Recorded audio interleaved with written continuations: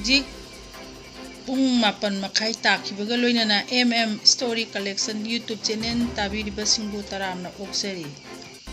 अहामदा मरुइबा पाव कुकी मिलिटेंट सिंगना नोंमै कापसिलखरे लेंगांगना मणिपुर खुनाई मुथनबो होनरिबसि खुदकता लेवकदबनि लुपमंगा सिक्योरिटी फोर्स ना खुलाई कया फारे बंकर कुलुमदोई थुगाइखरे ड्रग कया फागले पुलिस नोंमै कापसिलमले वाकत मिफम फंखरे रोंलावी अमदि लितांगी थौदोक यानिंगदबो फोंदोक्तुना वाकत मिफम फंखरे हौजिक पाव संदोकना पिजरी उरखुन डिस्ट्रिक्ट की मनुंग चंबा न्यू हेवन खायेरम खुंदा कुकी मिलिटेंट सिंगासी अयुक नोंमै कापसिलकपदि खुंजासिंग मिपाइना खरे हाइरी प्रेसना फंगबा पावना हाय ngasi अयुक पुंग 13:30 रोम ताबदा उरखुन डिस्ट्रिक्ट की मनुंग चंबा सेपु याउलेन खुलोमदगी कुकी मिलिटेंट सिंगना न्यू हेवन खायेरम खुल तमना नोंमै राउंड कया कापसिलखी कुकी मिलिटेंट सिंगना नोंमै कापसिलकपा अदुदा मरम ओइरगा नेशनल हाईवे चनी सुमना अनीदा चथोक चसिन तौरंबा गारीसिंग साफगदबा मफम येंगदुना येंगलगा पंदुना लैखी थौदोक अदुदा थोइदोपा असोपन यावबदि लैखिदे हाइरी All Manipur United Club Organisation अमुको अमदि लुप असिगा चामिनारिबा लुपसिंगना पोइरई लेमरोन मैरा पाइबी अपुनबा मणिपुर पोइरई लेमरोन All Manipur Women's Voluntary Association अमावोबा Committee of Human Rights Manipur कोहर अमसुंग मणिपुरी स्टूडेंट्स फेडरेशन MSF पुन्ना इंग लिसिंगनी सुमना कुलुमदोगी मे अहुमदा सु अमदि ननसु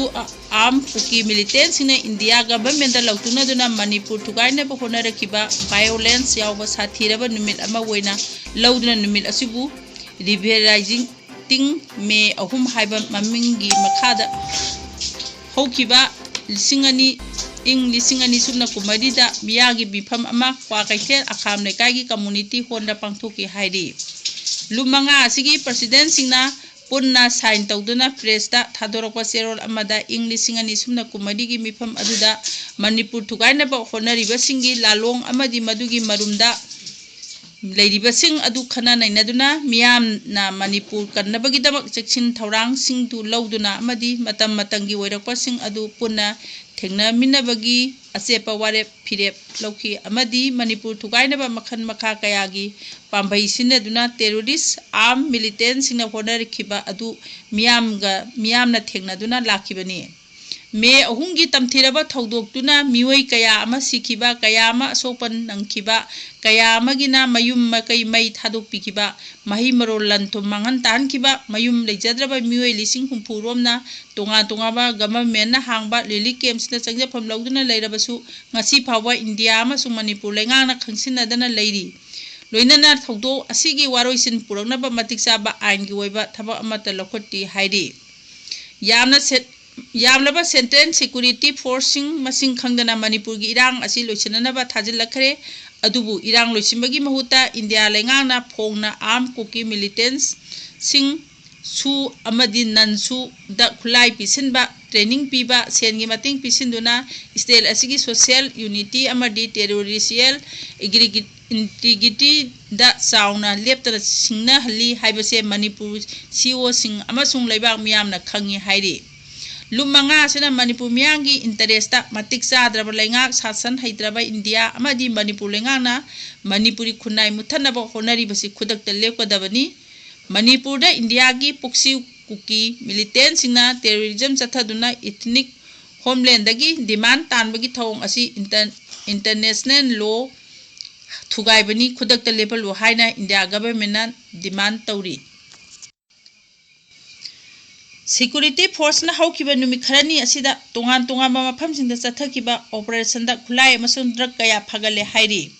मणिपुर पुलिस की कंट्रोल रूम ना थादोरकवा चेरोना हाई हौखिबा एपिन कुमापंदा सिक्योरिटी फोर्स ना तेनोपन डिस्ट्रिक्ट की मोरे PS की मनुंगदा लैबा टी बोमो खुंदा चथखिबा ऑपरेशन दा सिंगल बैरल राइफल अनि 9mm पिस्तौल मरी IED 19 सितुदा खायनकी अमसुंग 7.62 mm की काप यारिबा मरु 35 फंखी हौकिबा एपिन कुंथ्रादा सिक्योरिटी फोर्सना उरकुन डिस्ट्रिक्ट की लितान पीएस की मनुंग चनबा मोंकोट सिंगपू सोफेल मुलाम सिराखोंग अमसुंग रेंगुन खुंदा ऑपरेशन चथदुना खुनसिंग अदुगी सिंगयादा लो कायना साजिलंबा बंकर कुलुमदोय थुगाइखी सिक्योरिटी फोर्सना चथकिबा ऑपरेशन अदुदा हारिबा मफम अदुदगी 23 रोंगी बंपर एक्शन नोंमै अमा तोंगान तोंगानबा कैलिबर की काप यारिबा मरु 18 कापथोखरबा तोंगान तोंगानबा कैलिबर की तोंगनिक 113 बैटरी चार्जर अमा मेगाजिन पोस्ट अमा अमसुंग जंगन बुजुरा अमा फागत की हाइरी एपिन कुंथ्रादा सिक्योरिटी फोर्सना चथकिबा ऑपरेशन अमदा इम्फाल ईस्ट डिस्ट्रिक्ट की लमलाई पीएस की मनुंग चनबा सजीवा जेल लंबी की खबई सोइदगी नुपा अमा हेरोइन नंबर 4 यावबा सापोनकेल अहुम पुन्ना ग्राम 150 कोनना फाखी फारबा दुगी ममिंग एमडी अनिस खान कुनगनिपान कवी कायरंग खुमिदोंग मयाई लेकाइदगिनी केस अदुगा मरी लेनना पुलिसना चथरपा इन्वेस्टिगेशन की सरुक अमा वैना थासिगी अमदा नोंमैबुंग चांबम सुथेक्तगी थौनाउजन दिलीप कुमार कौवा अमा हेरोइन पाउडर यावबा सापोन केप 9 कोनना फाखी हाइरी खकंगदबसिंगना ngarang midang pung 10 makhairom tabada wangkhai pukhrabam lekaida leiba ngangom dilik kauba amagi yumda nomai round kaya kapsilamle aki akhang pirambagi thawong adu yaningdaba phongdoladuna ngasi wakat mifam sathakhre pukhamam leirak maira paibina sinduna lekai asigi community honda sathakiba wakat mafam aduga mari leinana maira paibigi publicity secretary khondoma ombi sadarani na hai lamdam asida thogliba irang asina maram oiduna miyam tumba chaba khangna leiringai seiraksida yumlakta nongmai kapsinduna misam miyamda ki akhang pibagi thabak ase makha tana tawbiganu nungai hanadaba kaya leirabasu phaminaduna wakhan taminanaba honabiu kari maramgi ngangom diliki yumda nongmai kapsilambano haibado atuba matamda singdok pirau haina angna phongdokhi wakat mifam aduda saruk yakhibisingna ingna singna leiba punsi wehenbiu leiba ki luraba tamham sibu nathaiba maba thawong yaningde haiba warun sing iba pleka sinabaga loinana kholaw kaya su laukhi ronglaubi amadi litana thokiba thodokpu yaningdaba phongdokna lamdeng khunong mamang lekai development committee apunba loop amadi nonglampan anina khusamnaduna ngasi khumdeng khunong mamang lekai da wakat mifam chathakre solution ama piduna manipurda tangtu leitaba phibam amada lehanaba demanda amuko ama obha PLMPAM kohar amadi MSF ki makhada tungan ba mafamda chatharakpa wakat khongjanggi saruk ama weina ngasi chathakiba wakat mifam aduda tronglaubi amadi litana thokiba thodokpu yaningdaba utuna akanba kholaw kaya sulaukhi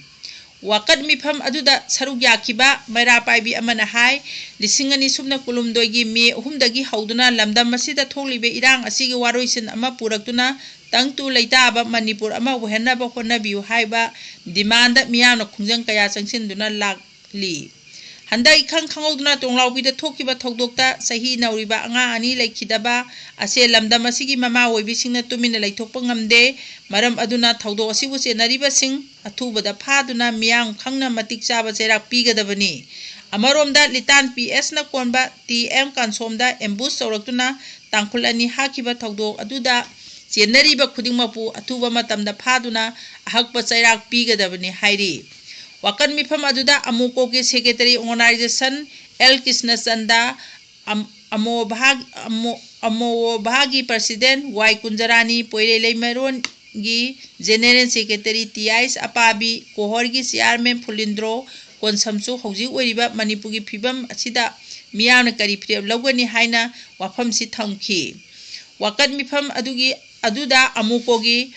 iron ordination mangang poirei leimarongi BP Kumudani general secretary TIS apabi amawo bhagi general secretary KSI สุตาจินีเนจิงบะสรุปยาคี ꯃꯇꯥꯡꯁꯤꯗ Story Collection YouTube ꯇꯥꯕꯤꯔꯤꯕꯁꯤꯡꯕꯨ ꯑꯃꯨꯛꯀ ꯍꯟꯅ ꯈꯨꯔꯨꯝꯖꯔꯤ꯫